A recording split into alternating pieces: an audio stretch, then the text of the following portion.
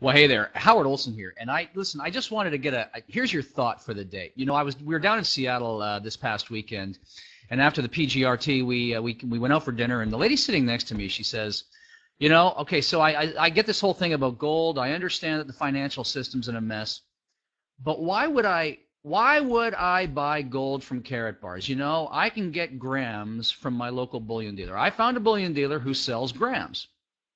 I said, okay. So listen, my thoughts on the price and the value of Karatbars are very well known. I've got videos all over YouTube that talk about the difference, how gold comes up out of the ground, how it gets mined, the spot price, and all that. But here's one more that I want you to consider. One more reason why you want Karatbars gold. All right. So she says, well, why would I buy Karatbars when I can get it at the bullion guy? I might even be able to get it a couple bucks cheaper. I said, all right, let me ask you a question. Do you know what a bank holiday is? She smiled. She said, yes. Okay, a holiday, by the way. If you don't know what a bank holiday, it's not a holiday. That's when there's a threat of a run on the banks and they close the doors and they shut down the ATM machines and they lock themselves in, okay? And it's really well reported that that many of the big banks have actually bought survival kits, overnight survival kits for their employees. Okay, so listen, why would they do that? The number that I heard is 500,000 survival kits have been bought for bank employees. So why would they do this? Anyway, all right, I'm kind of getting tangential here, but here's what I want to share with you. So I said to her, do you know what a bank holiday is?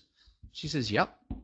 I said, do you think it's possible that we could see a bank holiday here in the United States and in Canada? She said, oh, yeah. Do you believe it'll probably happen at some point in time? She says, yeah. I said, all right, then I want you to consider this. Let's just say that you got a gram or an ounce sitting in your pocket that you got from a bullion dealer. And you need to take that gold and convert it back into cash now because you got your bank holiday on. You take that gold down to your bullion dealer.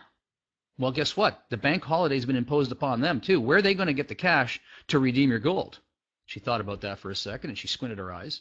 I said, the reason why you want Karatbars gold and you want it in grams is, one, because it's small, spendable, incremental gold. But the second reason, think about this.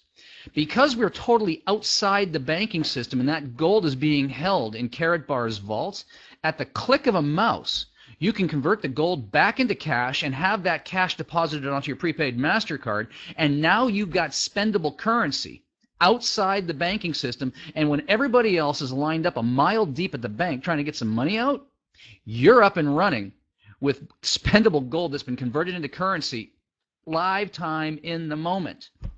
Does this make sense to you? She says, yep. I said, so what do you think now?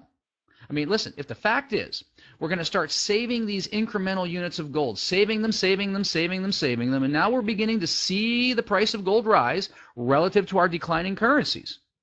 Who cares if you can get it for $5 cheaper a gram or whatever else? When you've got gold held outside the system that's beginning to appreciate by the day and by the hour, and because it's outside the system, you can convert it on the fly and still be up and running in our e-commerce system?